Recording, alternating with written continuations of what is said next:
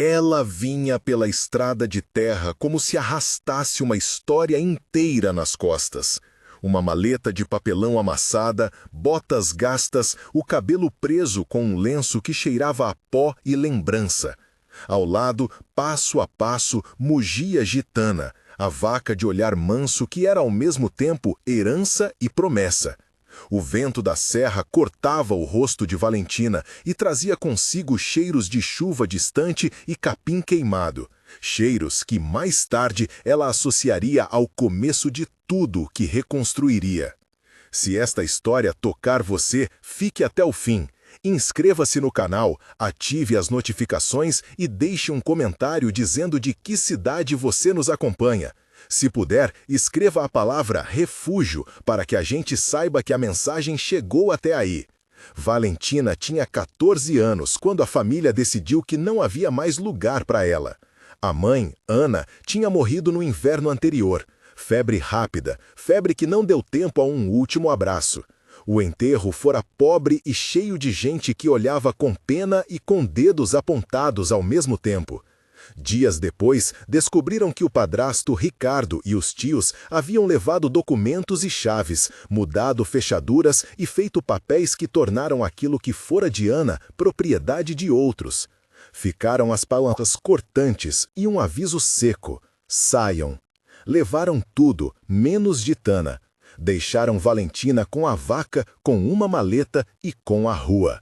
No primeiro dia após a expulsão, Valentina sentou-se ao pé de um mesquite e olhou a casa vazia.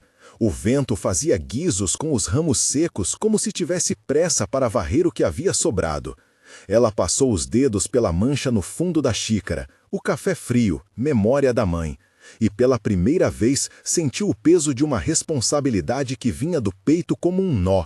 Não era só ficar viva, era manter viva a lembrança de Ana, era pagar com trabalho a injustiça recebida. Os primeiros meses foram um aprendizado duro. A estrada até São Miguel tinha 8 léguas de barro e pedras, e Valentina passava por ela como quem atravessa um exame que nunca acaba. Levava Gitana nas manhãs mais frias, tocava na pele da vaca, falava baixinho, como se pedisse permissão para roubar ao dia um pouco de sustento. Anda, Chica, vamos trabalhar hoje, por mamãe. Ordenhava de madrugada, quando o ar tinha cheiro de rua e o mundo ainda cochilava. Aprendeu a distinguir o leite bom pelo brilho no pote, a passar pela peneira sem perder a calma, a ferver o leite no fogo que sua mãe ensinara a acender, uma chama que sabia de memória. O queijo veio por necessidade e por astúcia. Valentina não tinha prensa nem molde, mas tinha panelas de cobre emprestadas do tio de um vizinho e tecidos limpos. O primeiro pequeno lote foi feito em fogueira improvisada, com coalho comprado a crédito na vila, sal contado com a ponta dos dedos. Quando provou o primeiro palito do queijo, molhado ainda de calor, saiu-lhe das mãos uma esperança tão simples que quase a fez rir. Aquilo podia vender. A feira de São Miguel, aos sábados, era um universo de vozes e cheiros. Pão quente do panadeiro Arturo, doces de cajeta, peixe defumado e jarras de café que fumegavam como se guardassem promessa. No mercado, Valentina montou sua mesa como quem monta um altar. Um pano lavado pela mãe esticado sobre uma tábua, os queijos dispostos em fileiras humildes, uma placa escrita à caneta com o nome Quesos de Ana, Etio a mano. Dom Arturo, o padeiro, foi o primeiro a comprar sem pechinchar, e quando mordeu o queijo e fechou os olhos, disse apenas: "Tem gosto de casa, traga mais semana que vem." A voz de Arturo abriu portas que a menina nem sabia que existiam, uma rede de favores que naquela região valia tanto quanto dinheiro. Dona Remédios, que vendia verduras ao lado, espalhou a fama com a rapidez de colher madura. "Tem uma moça nova que faz queijo como minha tia fazia", murmurou para as outras vendedoras, e em pouco tempo as conversas no mercado guardaram palavras como autêntico e sabor de antes. Valentina aprendeu a negociar pequenas trocas, um pão por meia peça, um pouco de farinha por uma tigela de leite coalhada. Cada venda era mais que dinheiro, era prova de que algo seu ainda existia no mundo. Foi assim que conheceu Dona Isabel. Ela apareceu de surpresa numa manhã fria, com as mãos encapotadas e olhos que haviam visto muito. Isabel era dona de uma queijaria antiga, fechada há anos por uma doença no marido e pela perda gradual de clientes. Era dura no rosto e terna na prática. Quando provou o queijo de Valentina, ponderou em silêncio e depois disse apenas: "Você precisa de uma prensa." Valentina sorriu como quem aceita um presente do destino, mas estava acostumada a não aceitar ofertas sem saber o preço. "Eu não tenho como pagar agora", explicou. "Eu só tenho gitana." Isabel olhou para a vaca que pastava calma do outro lado da rua e, como quem formula um trato mais antigo que lei, falou: "Eu vou te ensinar. Em troca, você trabalha comigo e aprende a fazer direito, e se Deus quiser, a prensa a gente arruma." A queijaria de Isabel cheirava a linho e madeira velha. Havia marcas de cortes nas tábuas, restos de sal no balcão, almorcizes e um grande tacho de cobre que fazia barulho como sino quando alguém o batia por dentro. No primeiro dia que Valentina entrou, sentiu-se pequena e ao mesmo tempo inteira, as mãos incertas sobre o leite, o calor do vapor subindo como um abraço. Isabel ensinou sem palavras bonitas, mostrou com as mãos o ponto do coádulo, o jeito de desfiar a coalhada, o apertar da prensa até que a água saísse mansa. "Tem que ter paciência", dizia ela. "O queijo não é só receita, é cuidado, e cuidado leva tempo." Durante meses, Valentina dividiu as manhãs entre tentar vender em São Miguel e aprender a domar técnicas que pareciam tão antigas quanto o tempo. Consertaram juntas a prensa, acharam moldes em uma caixa de madeira no fundo da queijaria. E a cada pequena conquista havia um ritual de comemoração. Um café, um pedaço de pão, um Dios se lo pague, dito baixo pelos lábios de Isabel. A menina cresceu naquele ofício. Suas mãos, que antes tremiam ao tirar leite, agora moviam-se com precisão. Com o lucro das vendas, pode comprar um pouco mais de queijo, um pedaço de lona para embalar e, pouco a pouco, uma sensação de autonomia que secava as rugas do medo. A comunidade foi se transformando em rede ao redor dela. Dona Arturo passou a oferecer um espaço pequeno no balcão para os queijos mais nobres. Dona Remédios promovia a venda entre fregueses de confiança. Um carpinteiro consertou a antiga placa de madeira com o nome da queijaria. No mercado, Valentina deixou de ser a menina com olhar tímido para se tornar a moça com voz firme quando precisava reivindicar preço justo. Senhor Aguilar, dono de um pequeno restaurante na cidade, foi o primeiro a colocar um pedido maior. "Traga 5 peças por semana. Se tiver qualidade, encomendamos mais." Com aquele contrato, a menina, que era chamada agora de Valentina por alguns e Laninha de Lavaca por outros, começou a ver números além do horizonte. Um pequeno balcão, uma lousa com preços, talvez, um dia, um espaço próprio. Mas a prosperidade chama o óleo dos gananciosos. Os rumores sobre a recuperação da queijaria chegaram aos tios de Valentina como o vento que leva cinza. E onde há cinza, busca-se faísca para incendiar. Ricardo observava a transformação com a mesma avidez com que olhara para as terras antes de assiná-las para outros. Mateu e Bruno, primos que se insistiam em preservar o que restava do antigo status da família, achavam intolerável que uma menina sem posses reacendesse uma pequena chama de independência. Ao perceberem que o nome de Ana voltara a circular no mercado, decidiram que era hora de agir. Valentina, por sua parte, não se acomodou à tentativa de construir sozinha. Procurou ajuda legal assim que entendeu que o que ocorreu com os papéis da herdade não fora apenas sorte. Alguém havia falsificado assinaturas, usara do documento de uma maneira torpe e cruel. Conheceu o licenciado Mendonça por indicação de um conhecido do mercado. Ele ouviu a história com um copo de café na mão e olhos de quem conhece as trapaças regionais.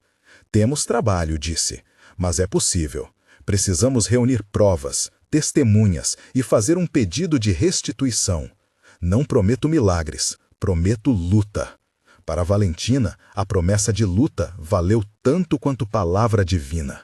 Era algo que poderia medir: passos, papéis, idas ao juizado, testemunhos de quem vira as assinaturas ou o carimbo falso. Enquanto o advogado começava seu trabalho, a vida cotidiana seguiu seu curso. Isabel, paciente, ensinava a moça a calcular rendimentos, a tecer contatos. Não basta fazer bem, dizia ela, tem que saber vender bem. Valentina aprendeu a embalar com capricho, a anotar pedidos em caderno e a tratar cliente por cliente como amigo. Aos poucos, o dinheiro deixou de ser apenas uma mesa posta para horas de fome, virou ferramenta que permitia contratar ajuda, comprar um tanque de leite melhor e reservar parte para pagar o processo. O que mais lhe doía, no entanto, eram as noites em que recordava a mãe, os modos de Ana de apertar as mãos, a voz que ensinava as receitas em tom de segredo. Essas lembranças eram combustíveis. Quando a saudade apertava, ela fechava as mãos sobre a pele quente de gitana e sussurrava um acordo. A gente não volta para trás, Mivaca. Vamos crescer até não precisar mais pedir. A tensão escalou numa manhã de feira. Era dia de movimento grande, o dia em que o restaurante de Aguilar encomendara as peças destinadas a um almoço de pessoas da cidade. Valentina arrumava a mesa com cuidado extra, polindo cada forma, quando ouviram primeiro os insultos. Um homem apareceu no final da rua do mercado e, como se puxasse uma corda, chegaram também outros dois. Não eram forasteiros, eram os mesmos rostos que apareciam em fotos antigas. Bruno e Mateu, relevo de sombra sobre a praça. Ricardo vinha atrás deles com o porte de quem pensa que posses se recuperam com violência. Chegaram gritando, exigindo prova de propriedade, levantando papéis e gestos de autoridade que não tinham. Os papéis são daqui, isso é de família, bradou Mateu, a voz arrastada e fabricada de ódio. A praça ficou em silêncio como quem prende o ar. Dona Arturo foi o primeiro a responder com palavras e depois com passos. Aproximou-se entre ambos, com as mãos abertas como pedindo calma. Dona Remédio soltou a venda de verduras e ficou parada, as mãos sujas de barro. Valentina sentiu a garganta fechar. A sensação era de que a mesma humilhação se repetia em praça pública, a cassação de um lugar que mal fora seu e já ameaçava voltar a ser usurpado. Mas algo novo acontecia ali, não mais o abandono. A comunidade olhava, e havia naquele olhar a firmeza do que conhece trabalho honesto. Ricardo puxou um papel e começou a falar de inventários e escrituras, mas Mendonça, que acompanhara Valentina à distância, interveio com a calma afiada de quem conhece o roteiro dos falsários. Esses papéis não são suficientes para anular o esforço de quem vive aqui, disse o licenciado, e pediu que as autoridades verificassem as assinaturas. A confusão se transformou em discussão pública. Clientes viram as peças e começaram a escolher lados, sem perceber que já faziam justiça ao precificar o esforço. No final, os homens foram empurrados para fora do mercado por vozes que não eram apenas de apoio a Valentina, mas de repulsa à maneira suja de tentar tomar algo que não lhes fora merecido. Aquela tarde terminou com uma pequena vitória. Nenhum documento foi entregue, ninguém levou as queiras de Valentina. Havia, no entanto, um sinal de que a hostilidade fora só adiada. À noite, quando a lua cobriu a serra com prata, ruídos vermelhos rasgaram a escuridão do rancho, onde Gitana se abrigava. Valentina acordou ao som de vozes e passos pesados. Alguém tentou forçar uma entrada. Ela correu, com o coração batendo no ouvido, encontrando Isabel ao lado dela, espingarda de caça descansando contra um muro, símbolo de quem protege e de quem não confia apenas na lei quando a noite vem com má vontade. Desta vez, não houve espaço para a disputa civil, era o corpo que precisava falar. Houve um tumulto, portas batendo, latidos, gritos abafados. Valentina segurou Gitana pelo colarinho e sentiu como se as mãos quisessem se desprender. Não houve descrições gráficas, mas houve medo, portas rachando, um corte na lona que cobria o estoque. Isabel, com a voz firme que aprendera apenas nos ossos, deu ordens curtas: chamar vizinhos, acender luzes, isolar meninos, proteger o que restava. Logo chegaram pessoas da comunidade que não dormiam, que haviam ouvido barulhos e vieram pelo laço da solidariedade. Os agressores fugiram com o barulho da chegada coletiva, não por bravura, mas sabendo que ali já não seriam donos daquela noite. Na manhã seguinte, o rancho contava perdas menores: um saco de curativos rasgado, uma lona furada, um pedaço de prensa levemente danificado. Mas o que os agressores tentaram, a notícia do ataque, espalhou-se como pólvora pela cidade. A polícia compareceu para registrar ocorrência. Mendonça apertou o processo com mais vigor. E Valentina, que acordara tremendo, sentiu que algo mudara. A resposta comunitária daquele instante selara um pacto invisível. Ela já não era uma ilha. Havia testemunhas, havia rostos que falariam a favor dela no juizado. E havia, sobretudo, uma decisão: ela não cederia a intimidadores. Enquanto o advogado reunia provas e testemunhas, Valentina e Isabel trabalharam para recuperar o que fora danificado. Consertaram a prensa com a ajuda do carpinteiro, lustraram as peças e vedaram a lona com novos pontos. A cada gesto prático, a ferida emocional encolhia um pouco. A dor da injustiça seguia ali, em resquícios, mas havia também algo que parecia mais forte: a construção lenta de um refúgio. Elas passaram a chamar o pequeno local na periferia da vila de El Refúgio, nome que surgiu numa conversa ao abrir portas e encontrar crianças curiosas. Que seja um lugar que acolha, disse Isabel, e o nome ficou.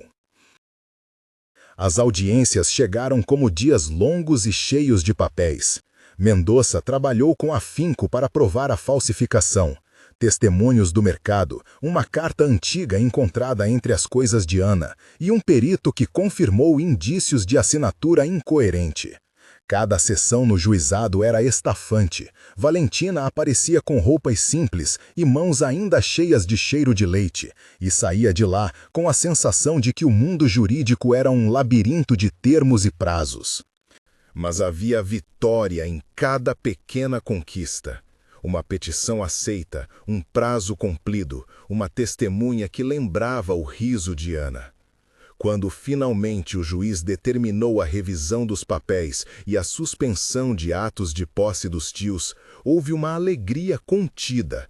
Não festejaram como quem ganhou um prêmio, mas como quem reacende uma vela numa noite longa. Os antagonistas reagiram com previsível raiva e com medidas menores, tentando atrasar processos e apelando para meios que cheiravam a corrupção. Mas a comunidade não apenas sustentou a narrativa de Valentina com provas e palavras, sustentou também o negócio, que permitiu que ela não dependesse apenas do veredito.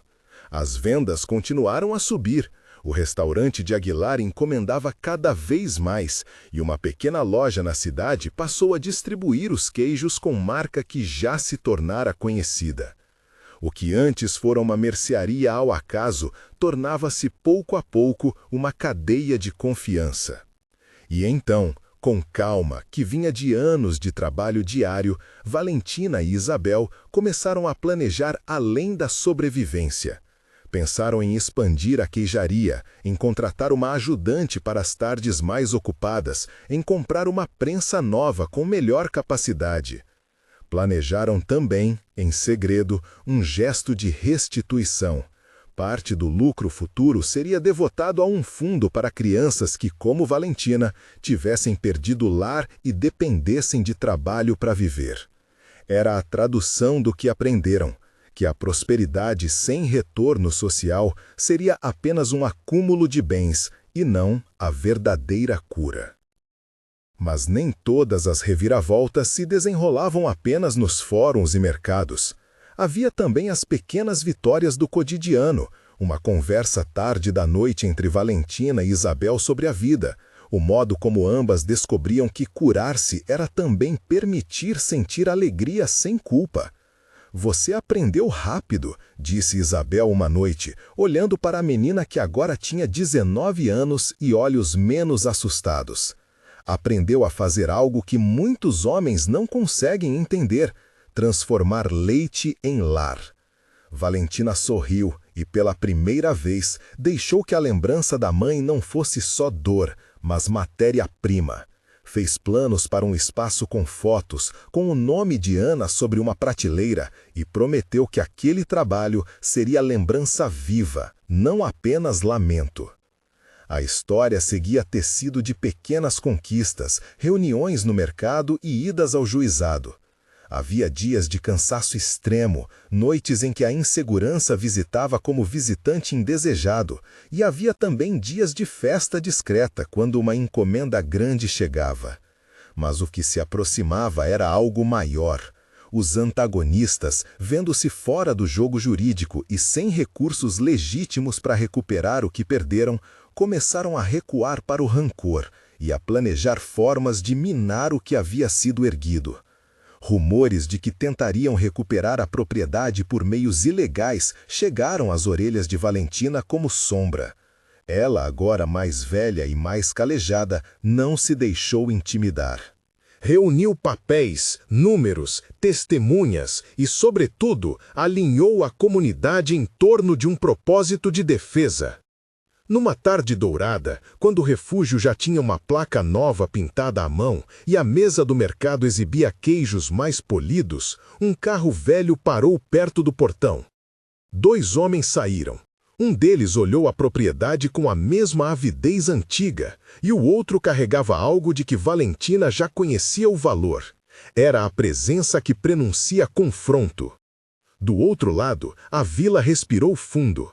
O que viria não seria apenas uma disputa comercial, seria o confronto entre uma história de reconstrução e o impulso de destruir aquilo que outro havia erguido. Valentina sentiu o peso da escolha: ceder, lutar ou transformar por meio da lei e da comunidade o que parecia ser um ataque final. Ela apertou as mãos ao redor do colarinho de gitana e caminhou para a entrada como quem vai ao encontro de um destino que não escolheu, mas que aceita com a dignidade aprendida na lida. Ao seu lado, Isabel mexeu o polegar sobre o gatilho de uma espingarda que, naquele momento, valia como último aviso. O mercado, ainda distante, já havia recebido os primeiros boatos. Gritos podem rasgar o ar num instante, decisões podem cair como pedra numa água parada. Valentina sabia que não podia mais ser apenas a menina empurrada pela vida. Era hora de mostrar que a vaca que a acompanhara desde a expulsão era, enfim, a testemunha viva de uma transformação que ninguém mais pisaria. O homem que carregava a presença do confronto falou primeiro, voz baixa e gélida como o vento que vinha do campo. Vocês acham que podem tomar o que é nosso, disse, contando a cerca com o olhar. Temos recursos e teremos isto de volta. Valentina sentiu o sangue subir ao rosto, mas os dedos não tremiam. Mostrou as mãos vazias para que vissem que não ia atrás de violência.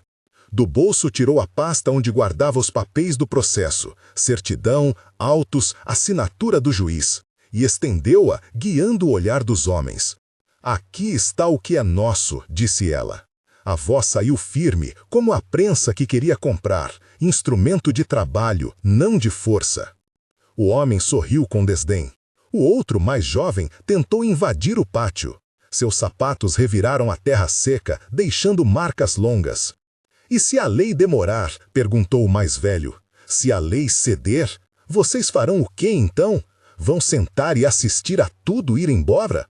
Isabel não respondeu com palavras. O polegar rodou no gatilho até que o clique, o som breve e metálico, soou como uma sentença. A arma não mirava um rosto, mirava a terra. As pessoas do mercado, que tinham parado atrás de Valentina, formaram um muro humano. O senhor da mercearia colocou-se ao lado de Valentina como se fosse um rolo de massa, firme e paciente. Aguilar, o dono do restaurante, esticou a cabeça por trás de sacos de grão, seus olhos sombreados por preocupação. Os homens avaliaram a geografia do medo e, por um instante, pareceram perder o equilíbrio. O mais novo recuou. O antigo soltou uma risada curta. Vocês se acham muitos nobres, disse, mas a noite é longa. Às vezes, as coisas mudam quando a cidade dorme. Houve um ruído de desprezo nas palavras que fez algo vibrar nas paredes do refúgio. Não medo, mas lembrança. Valentina pensou em noites escuras daquela adolescência em que as mãos pequenas apanhavam o leite, em que o sono vinha só quando o cansaço era maior que a angústia. Hoje, a angústia vinha com anotações contábeis e promessas velhas. Não podia permitir que um aviso se tornasse regra. Se vocês têm prova, disse ela, tragam-a ao juizado. Falem com o advogado. Ninguém aqui teme a lei. Quem a teme é quem não tem parte nela. O homem mais velho respirou fundo, como se calibrasse a paciência. Talvez fosse uma questão de tempo, talvez de ameaça real, mas naquela hora os esforços ilegais, que sempre precisam de sombra para prosperar, se deparavam com luz demais. Voltaremos, disse então, não como ameaça, e sim como aviso que caria de data. Deu meia volta, impôs ao jovem que fizesse o mesmo, e partiram em passos rápidos até o carro velho. O motor ronronou, e a poeira levantou-se atrás deles como quem testemunha uma retirada temporária. Quando o carro sumiu pela estrada, o ar pareceu descolar-se de dentro dos corpos. Um silêncio pesado pousou no pátio, interrompido apenas por um cão distante. Valentina deixou a pasta cair no chão, largou-a, com a sensação de quem põe um objeto pesado finalmente sobre a mesa. Isabel desceu a arma e guardou-a com cuidado. A mão da amiga tremia um pouco, mas não pelo medo. Era cansaço de alguém que esteve pronta para carregar a defesa de uma vida inteira. Aguilar aproximou-se primeiro. Vocês fizeram bem, disse, voz baixa. Não se pode dar espaço para esse tipo. Eles voltam mais fortes se acharem hesitação. O homem tinha o rosto marcado pelo sol e pela honestidade de quem negocia com gente de verdade. A praça cheia de fregueses aprovou com murmúrios. Um a um, ofereceram-se para vigiar as noites, para avistar qualquer carro que voltasse, para garantir que a queijaria não ficasse sozinha. A decisão saiu simples e comunitária: exigir mais segurança pela via legítima e reforçar a vigilância coletiva. Valentina enviou mensagens, palavras curtas e diretas, aos aliados, ao advogado que sempre atendia com olhos sérios, ao pastor que abençoara o refúgio no primeiro dia em que os dois sentaram para chorar, ao delegado ao qual haviam entregue as peças do processo. A resposta humana veio em passos práticos, uma visita agendada ao juizado, a promessa de ronda policial nas tardes críticas e a promessa mais concreta de uma câmera antiga do mercadinho que poderia ser direcionada para a entrada durante a noite. Era pouco, mas era algo. Numa comunidade que aprendeu a transformar rebanho em família, o pouco era suficiente para conter o escárnio.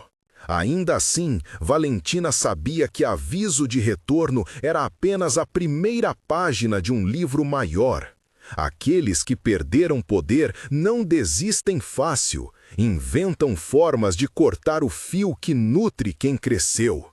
Ela se lembrou da fala da mãe: há quem queime a porta porque não saberia bater.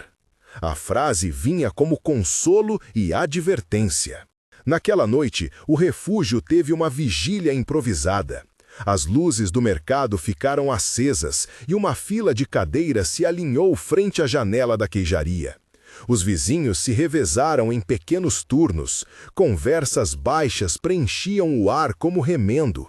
Valentina sentou-se junto à prensa antiga que ainda não tinham e desenhou com palito de dente e papel de pão o plano de como encaixar a prensa nova quando ela viesse. Isabel trouxe café quente e falou da comida que faria para vender quando a queijaria expandisse. Havia uma ternura muito civil em falar de tarefas simples no meio de uma fortaleza de vigilância. Perto da meia-noite, quando o vento trouxe o cheiro da terra molhada, uma promessa de chuva, Valentina foi até a cerca para verificar Gitana. A vaca levantou a cabeça, lambeu sua mão e um riso sem orgulho escapou de Valentina. "Olha só", murmurou, "a vida insiste." Apertou o pescoço do animal com cuidado e por um instante deitou a testa na lã morena. A lembrança da mãe foi menos aguda, transformada-se em algo que cabia no peito sem furo. Mas nem todas as noites respeitam o consolo humano. Quando alguns dormiam ao lado das sacas de grãos e outros cochichavam mapas de ações, houve um ruído seco e metálico no lado do celeiro. Passos leves, alguém roçando a porta de serviço. Um vulto encoberto pela sombra tentou abrir o portão de trás. O primeiro a perceber foi o dono do armazém da praça, um homem que tinha o ouvido treinado por décadas de ouvir farpas de negociações e passos. Levantou-se, coçou a barba e chamou baixo: "Acordem, tem gente mexendo lá fora." A vigília transformou-se em movimento em segundos. Lanternas apontaram, vozes sussurraram nomes. Valentina correu, Isabel seguia trazendo a espingarda apontada, não para matar, mas para deter. À luz trêmula das lanternas, 3 figuras curvaram-se perto do celeiro, mãos buscando as travas. Os homens recuaram ao ver as luzes, mas um deles ergueu algo que, à primeira vista, parecia um saco. "Já os vimos", disse o homem da mercearia por trás de um tom de voz que não brincava. "Parem onde estão." Os 3 viraram. Um correu para o lado da estrada, outro largou o saco e tentou fugir por cima da cerca. O terceiro, agitado, tentou empurrar Isabel. Um empurrão violento no qual Isabel foi lançada para o lado fez com que a espingarda saísse de suas mãos. O som do metal batendo no chão foi um corte seco. Valentina ficou sem fôlego, mas correu em direção ao homem que havia empurrado a amiga. A raiva, quando vem de proteção, é ferrugem que abre espaço para a coragem. Segurou-o pelo braço, puxou-o para frente e, sem pensar em anatomia ou força, bateu-o com a palma da mão no rosto. O homem caiu, um som de dor escapou e o saco que carregara abriu-se. De dentro vieram ferramentas, uma corda, um par de alicates e uma garrafa vazia que tinha sido usada como frasco para algum líquido inflamável. O ar estancou por um segundo. Era a prova do que haviam temido. Intenção, controle e violência, prontos para arrombar não só portões, mas a vida construída lá dentro. "Ninguém fique violento", ordenou um dos homens da comunidade, voz firme. Antes que a situação escalasse, 2 vizinhos seguraram o homem caído com mãos calmas mas firmes. Amarraram-lhe os pulsos com a própria corda que ele carregara, ironia dura. Chamaram o medo no peito, mas não a selvageria. O outro homem já havia corrido, dissolvendo-se na estrada de terra, e ninguém sabia se voltaria com reforços. A decisão foi imediata: chamar o delegado. Alguém trouxe o telefone do filho do pastor, outro fez contato com o advogado. O homem amarrado foi mantido sob vigilância até a chegada da autoridade. A garrafa vazia foi guardada como evidência, promessa de mais perigos. Valentina sentiu um frio estranho no estômago. Havia coragem e havia o risco palpável de que aquilo fosse apenas um recorte de algo maior.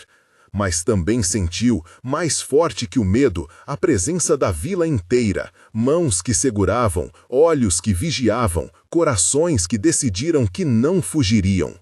Na manhã seguinte, quando o sol abriu as galhas das árvores e o mercado exalou sua primeira fumaça de café, o delegado apareceu com 2 carros e semblantes graves. Levou o homem detido para prestar esclarecimentos, prometeu investigações e rondas. O advogado conseguiu uma medida cautelar que proibia qualquer pessoa de se aproximar do refúgio sem autorização judicial. Os papéis, que antes pareciam tão frágeis quanto o papel de pão, ganharam força à luz do protocolo. Valentina ficou aliviada e ao mesmo tempo pensativa. A vitória fora útil, mas provisória. Era preciso transformar o provisório em permanente. Na reunião que seguiu, decidiram: comprar uma prensa não era mais luxo, era proteção. criariam o fundo para as crianças e, com uma parte das vendas adiantadas por Aguilar e pela lojinha, guardariam o resto para a prensa e para pequenas melhorias de segurança, iluminação, conserto do portão, uma cerca mais firme. Entre as vozes que pediram cautela, uma ideia surgiu de forma simples e poderosa: ensinar. Se a queijeira se tornasse um lugar onde crianças e jovens da vila viessem aprender artesanato do leite, transformando técnica em profissão, então a propriedade deixaria de ser só muro e passaria a ser raiz. Ensinar é construir quem não quer destruir, disse o pastor, e a frase ficou na sala como um emblema. Nos dias que seguiram, a vida tentou retomar seu compasso. Encomendas chegaram, encomendas foram despachadas. Valentina atendia clientes com um sorriso que agora parecia esperto de propósito. Gitana pastava à sombra, ignorando as oscilações humanas. À tarde, crianças da rua vieram para olhar curiosas como o queijo se formava. Valentina mostrou-lhes o cuidado com o leite, a paciência do sal e a alegria de apertar massa fresca. Eles voltaram para casa com dedos brancos de leite e olhos brilhantes. E o barulho infantil trouxe à queijaria o som de algo que a inimizade jamais poderia destruir: o futuro acordando. Mas o futuro também tem inimigos que não se rendem à luz. Numa noite de chuva fina e persistente, quando muitos pensavam que a água lavaria a noite e com ela todas as angústias, alguém, talvez o mesmo grupo, talvez um outro mando, fez uma nova aposta. Houve um clarão breve no ar do outro lado do campo. Uma fumaça leve lambeu a lateral do celeiro. Não foi um incêndio robusto, mas bastou para deixar uma marca. Uma mancha preta no lado onde guardavam o feno e uma lona queimada nas bordas. Quando Valentina viu o dano, os nós no estômago apertaram mais forte do que naquela primeira ameaça. A tentativa, embora contida, eles tinham salvado o maior, mostrava que os adversários podiam escolher a noite e o fogo como armas. O que era uma economia de escassez se transformava de um momento para o outro em guerra calculada. No entanto, o que o fogo tentou fazer com a lona não conseguiu com as pessoas. O vizinho, que tinha patrulhado com mais firmeza na noite anterior, organizou um mutirão. Consertaram a lona, limparam o feno, cobriram o risco com sacos molhados. O pastor veio com cânticos baixos, como quem bota sal em uma ferida para que não infeccione. A comunidade doou horas e energia, e entre as mãos que costuravam e varriam, houve quem trouxesse um copo de vinho caseiro e, em silêncio, ofereceu um olhar que dizia: seguimos juntos. Valentina, em pé no limiar do refúgio, sentiu a dureza e a ternura do cotidiano baterem uma contra a outra. Ainda havia o medo latente, a necessidade de cautela, as visitas ao juizado. Mas também havia a certeza de que aquele lugar, enquanto houvesse gente para reconstruí-lo, não seria derrubado por medo. Pensou no fundo para crianças, na prensa, no espaço com fotos de Ana. Pensou em como a mãe, talvez, olhando desde algum lugar íntimo da memória, haveria de reconhecer que o leite se tornou lar e que o lar agora não mais seria arremessado ao vento. À tarde, sentou-se com Isabel para revisar as contas. Juntas, riscaram números, projetaram recebimentos e separaram a primeira parcela para a prensa. Era uma decisão de fé prática, investir no trabalho, investir na cidade que aceitou Valentina como filha. E quando o sol apertou entre nuvens e veio, finalmente, uma chuva que lavou a poeira das estradas e trouxe cheiro de terra renovada, Valentina soube que a guerra, se existia, não era contra a pessoa só, era contra a amargura. E junto dos que escolheram ficar, ela responderia com a única arma que aprendeu a amar: o trabalho que cura. Mas a noite ia tecer novos movimentos, e nem toda resposta se limitaria a papel e coragem. Haveria uma nova porta que bateriam, outra tentativa de intimidação que testaria os laços. E nas pequenas decisões que virarem pontes, Valentina preparava-se para não recuar. Ensinaria, costuraria e guardaria a memória de Ana em cada caixa de queijo que saísse para alimentar mesas distantes. Era a tradução do que aprendera. Não se vence o medo evitando-o, vence-se criando vida onde o medo quer deserto. E assim, com as mãos marcadas pelo calor do fogo de uma cozinha e pelo frio das noites de vigília, ela se levantou para planejar a próxima etapa. Não uma vingança, mas uma muralha de trabalho e cuidado que ninguém poderia queimar de vez. Na semana que se seguiu, Valentina recusou a armadilha da espera. Em vez de juntar as mãos sobre o medo, convidou a cidade a entrar no refúgio. A ideia nasceu de uma madrugada em que os olhos não a deixaram dormir. E se a melhor defesa fosse tornar aquele lugar público demais para ser queimado? Se a solução fosse tanto visibilidade quanto trabalho? Chamou Isabel e o pastor, conversou com quem patrulhava à noite, falou com as mulheres que iam à missa e com o pequeno grupo de comerciantes que vendia frutas na praça. Todos aceitaram, como quem aceita uma promessa que não dá para recusar. Marcaram uma manhã de portas abertas, uma feira simples feita de mesa de madeira, toalhas remendadas, canecas de café e o cheiro de queijo quente. O prensal, a prensa nova que seria a primeira vitória concreta, ainda vinha a caminho, mas havia algo possível já. Mostrar que ali se fazia vida, que o refúgio era útil, que todo boato e todo medo se chocava contra mesas cheias de gente e risadas. Era uma estratégia antiga, quase infantil na sua simplicidade, mas carregada de risco. Quanto mais gente conhecesse Valentina e Ana através dos queijinhos e das histórias, menos provável seria que os adversários ousassem continuar na sombra. No sábado, a luz entrou cedo. Mulheres trouxeram compotas, um rapaz assou pães sobre chapa improvisada, as crianças bordaram guardanapos com tintas caseiras. Gitana, que parecia ter decifrado de imediato a lógica humana, circulava entre os pés, pedindo afagos com a rotina de uma rainha. O pastor organizou uma pequena bênção e falou de coragem que se nutre em comunidade. Não foi sermão grande, apenas uma palavra curta, que encaixou no ar como um nó para segurar quem tentasse escapar.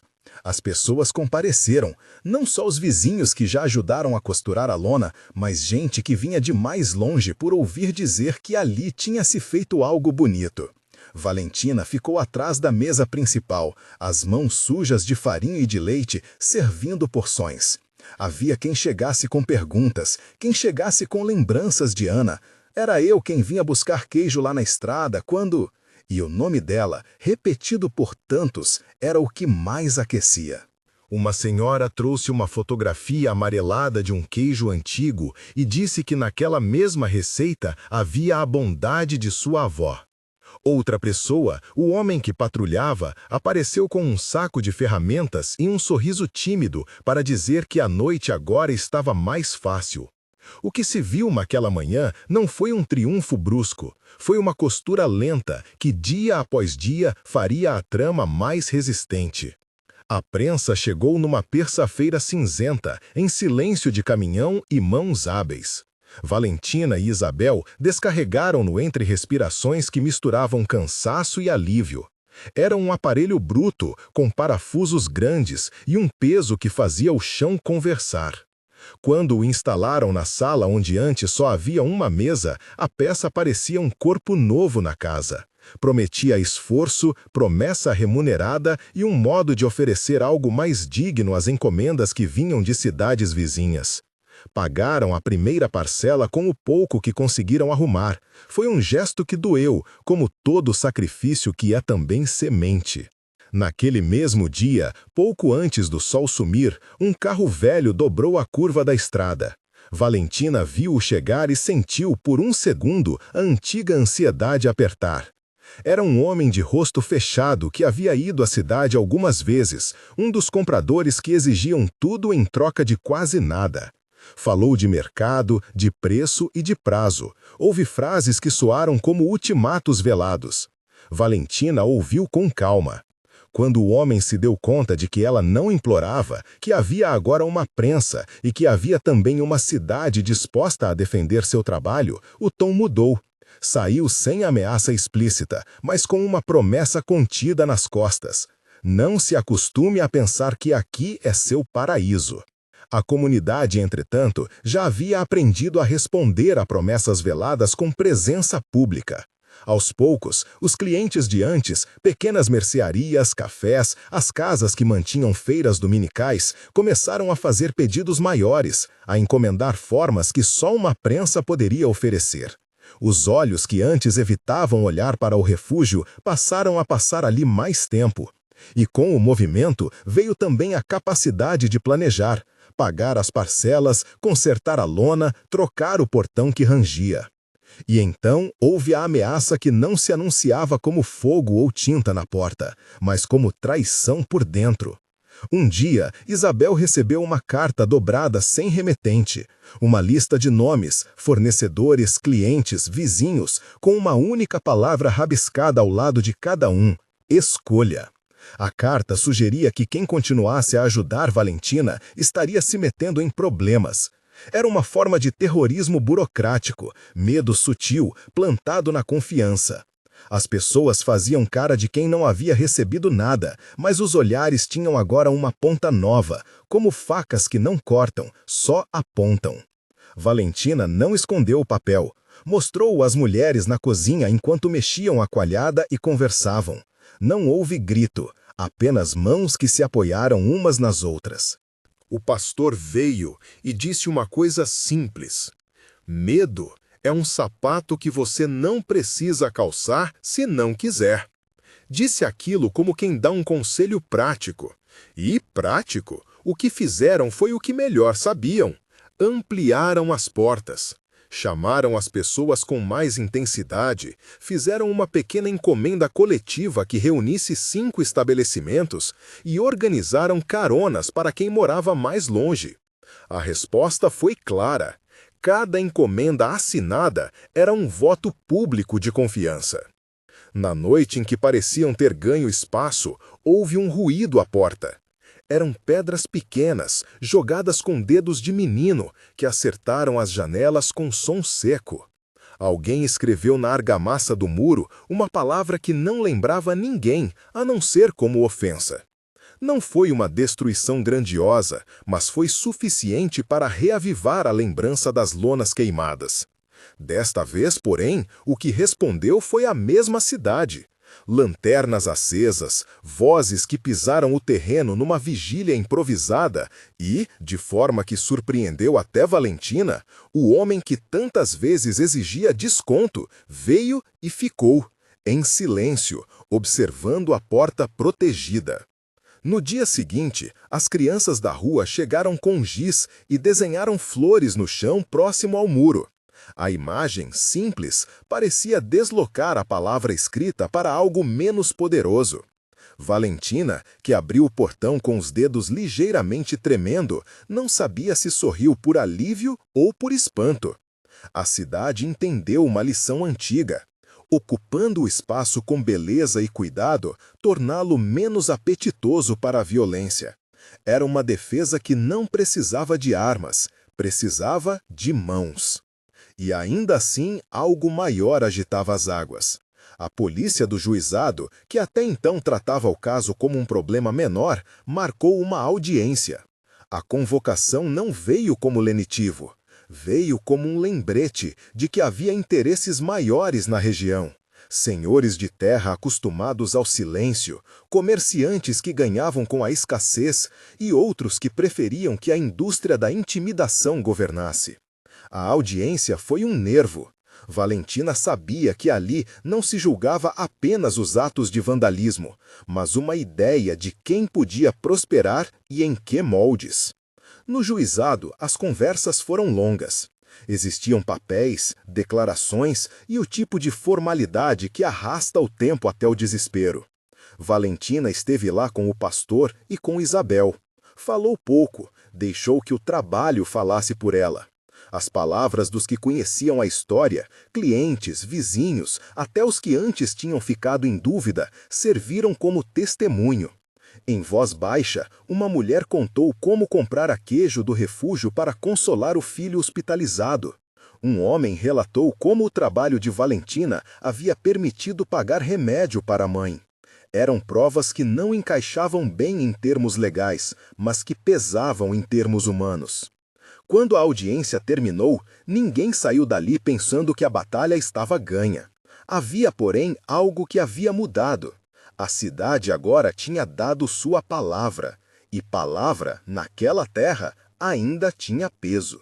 Voltando para casa, Valentina encontrou a prensa em plena produção pela primeira vez. Isabel mostrava-lhe uma forma recém-prensada, com a casca que começava a ganhar cor. O movimento das mãos era quase cerimônia. Saltos, apertos, pequenos ajustes. O queijo cheirava a caminho. Valentina tocou a casca com as pontas dos dedos e sentiu como se tocasse a própria história de Ana, não como lembrança pesada, mas como uma continuidade que ela, enfim, ousava assumir. A prensa, mais do que máquina, parecia um pedestal para aquilo que o trabalho poderia construir. Nas semanas que se seguiram, a produção aumentou e, com ela, os olhares. O refúgio passou a receber pedidos de feiras mais distantes. Alguém de uma cidade vizinha fez contato para encomendar uma remessa para um festival gastronômico. Outras mercearias começaram a fazer reservas. A vida que antes se escondia voltou a fluir com um pulso mais largo. Mas a insegurança, como planta perene, nunca morre, apenas muda de flor. Numa manhã, ao abrir a porta, Valentina encontrou no batente uma moeda antiga e uma folha dobrada. A moeda era um enigma. A folha trazia apenas 2 linhas, escritas com caligrafia rápida. Você vai escolher o que é seu, a lembrança ou a paz. Era um aviso que mais apontava para o âmago do medo do que para o corpo da ameaça. Ela guardou a moeda no bolso e sentou-se por um tempo. Pensou em Ana, nas lições que essa mãe lhe deixara sobre trabalhar com as mãos. Pensou nos custos de não ceder à intimidação. Pensou também na paz que de fato dá quando se faz o que é certo. Não queria confundir coragem com teimosia, nem expor outros a riscos desnecessários. Por isso convocou uma reunião ao entardecer, Pastor, Isabel, o homem que patrulhava e algumas mulheres que ajudavam nas horas de maior coerção. Na roda que se formou, falaram com honestidade. Cada um trouxe um temor e uma ideia. Discutiram medidas práticas, cadeados melhores, pequenas patrulhas noturnas organizadas em revezamento e uma rede de avisos que não dependia de telefones, mas de cartas levadas pessoalmente. Alguém sugeriu procurar ajuda de autoridades mais distantes. Outro propôs que, se o ataque viesse de concorrentes, talvez uma conversa pública, um debate sobre práticas comerciais da região pudesse expor métodos eticamente duvidosos. Valentina, com a moeda no bolso, falou pouco. Disse algo que tinha sido ferida e cure. Não estamos construindo um lugar só para nós. Estamos construindo para todos que ainda não sabem que precisam de um lar. A frase circulou como brasa. E decidiram, por fim, uma coisa que parecia simples demais para a gravidade: continuar. Seguir produzindo, abrindo as portas, ensinando. Porque se o medo era a estratégia deles seria persistência e beleza.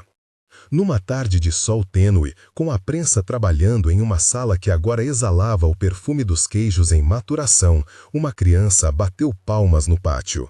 Eram pequenos gestos que se amontoavam e viravam resistência. Um pão dividido, uma encomenda entregue, uma fotografia pendurada na parede.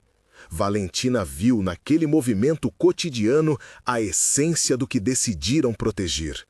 Ainda assim, havia o ruído final que nunca é só ruído. Uma pessoa que fora vista entrando no refúgio alguns dias antes apareceu ao amanhecer para falar diretamente com Valentina. Era uma mulher jovem, rosto que denunciava noites mal dormidas. Trouxe um envelope e pediu para que Valentina abrisse com cuidado. Dentro havia uma pequena lista de nomes, não de quem ajudava, mas de quem em verdade se beneficiava do medo. As palavras na folha eram frias: contratos, acordos de compra a preços predatórios, ameaças veladas para que pequenos produtores aceitassem menos. Era a confirmação de que aquilo que enfrentávamos não era apenas vandalismo de rua, mas parte de um sistema. Valentina permaneceu em silêncio por um longo tempo depois que a mulher foi embora. A descoberta mudava a natureza da batalha. Revelava que o conflito não se resolvia apenas com coragem local, mas com algo mais amplo: denunciar, tornar público, enfrentar privilégios que se nutriram de exclusão. Era uma estrada mais longa e perigosa e, ao mesmo tempo, talvez a única que merecia ser trilhada. No começo da noite, reuniu suas cadernetas e passou horas escrevendo. Preparou um relato claro, com datas, fatos, testemunhos. Pediria ao pastor que a acompanhasse à audiência seguinte. Faria um convite à imprensa regional para ouvir a história de quem transformava leite em trabalho digno. Não era vingança, era clareza. E havia, por baixo de tudo, uma convicção que a história de Ana merecia, que o trabalho honesto não se rende ao medo nem ao lucro fácil. Quando finalmente fechou a caderneta, a folha em branco diante dela parecia tanto futuro quanto desafio. Lá fora, Gitana ronronava em sua caixa de palha, e o vento trazia o cheiro da terra lavada pela chuva dos dias antes. Valentina segurou a moeda antiga entre os dedos, fez um pequeno gesto de prometer. Em voz baixa, falou o nome da mãe.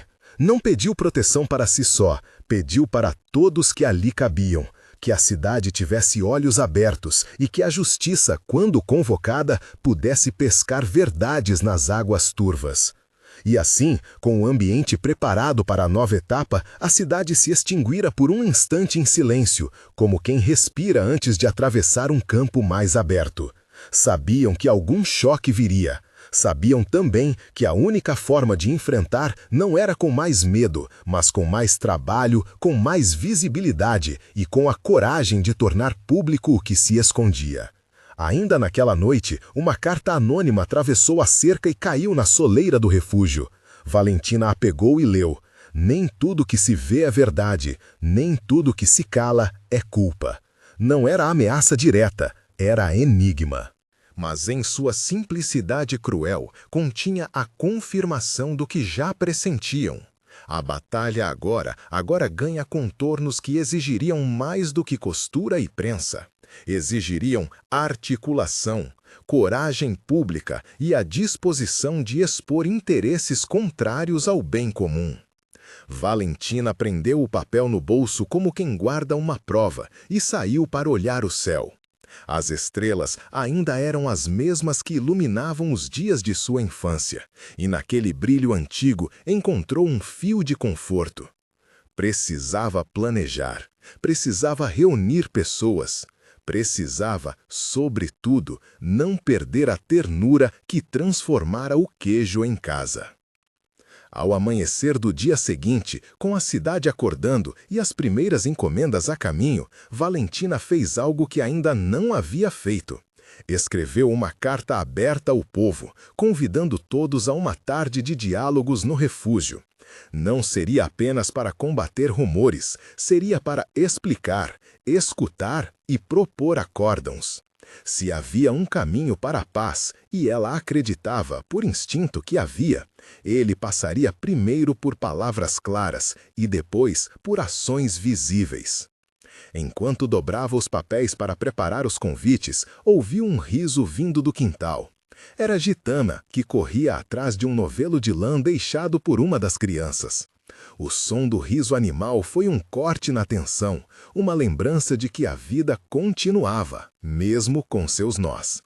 Valentina sorriu e, pela primeira vez em muitos dias, sentiu o desejo de que tudo se decidisse sem que fosse preciso derramar mais medo. Sabia que a próxima semana seria difícil. Sabia que a audiência, a imprensa e as conversas trariam mais olhares, mais riscos. Mas decidiu que o refúgio não mais responderia ao medo com isolamento. Responderia com clareza, com denúncia, com encontros. E, se fosse preciso, com a coragem de tornar evidente que o que se fazia ali era trabalho, memória e futuro. Quando a tarde do encontro chegou, a praça encheu-se de rostos conhecidos e também de estranhos que vieram por curiosidade.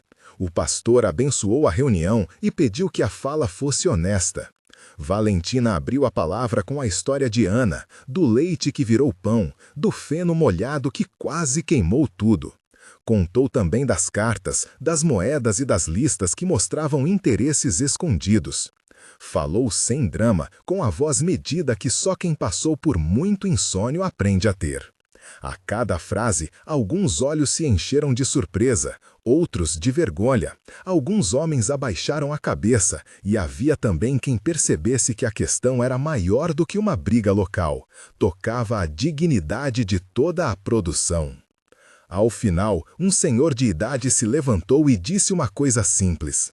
Se a gente não se juntar agora, vamos ter mais portas fechadas amanhã. Foi a senha. Pessoas se ofereceram para redigir documentos de apoio, outras para levar as queixas à imprensa, algumas para formar comissões naturais que ajudassem a fiscalizar práticas comerciais da região. Formou-se ali uma espécie de conselho improvisado que se dispunha a caminhar com Valentina. Mas no meio daquele movimento, na última fila, alguém bateu palmas apenas uma vez e saiu sem ser visto. Valentina notou o gesto discreto. Não sabia se era amigo ou inimigo. Guardou a imagem como uma nota de rodapé. Nem tudo se desvela em público, nem todo gesto é mensurável.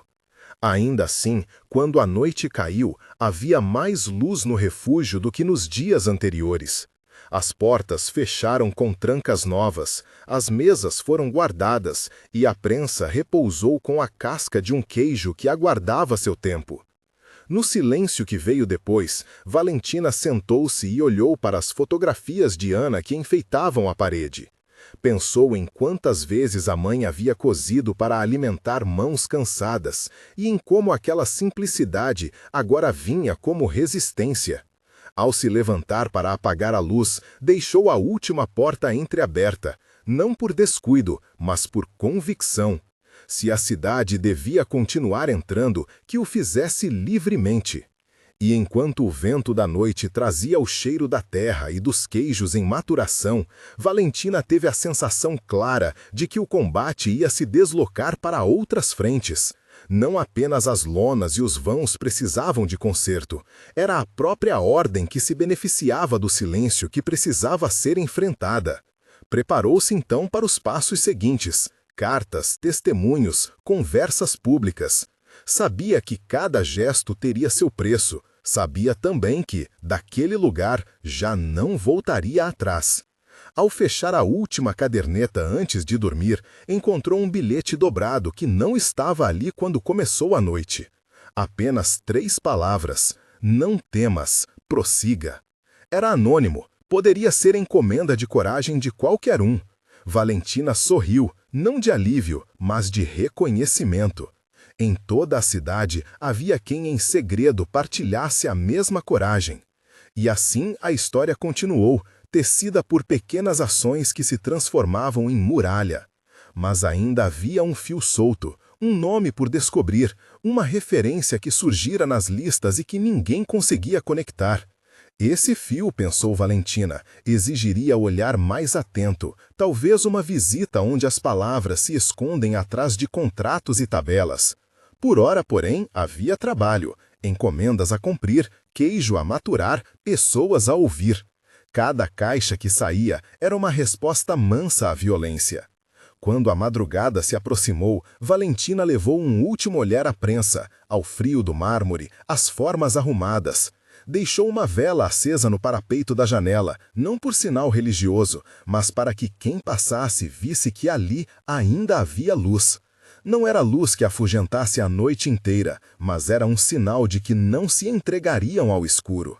E fora desse pequeno fogo, a cidade inteira começava, aos poucos, a perceber que tudo o que se fazia naquele lugar, a prensa, as aulas para as crianças, as costuras, as caixas com fotos de Ana, era uma escolha que atravessava o medo. Era uma decisão de transformar o que poderia ser só muralha em raiz. E Valentina, obrigada a caminhar entre denúncias e afeto, compreendeu que ensinar era, de fato, construir quem não quer destruir. Ainda havia muito por fazer, e a próxima manhã traria novas vozes, novos fios a puxar, e talvez, pensou fechando os olhos por fim, uma verdade que, quando exposta, tornaria desarmadas as intenções que viviam nas sombras.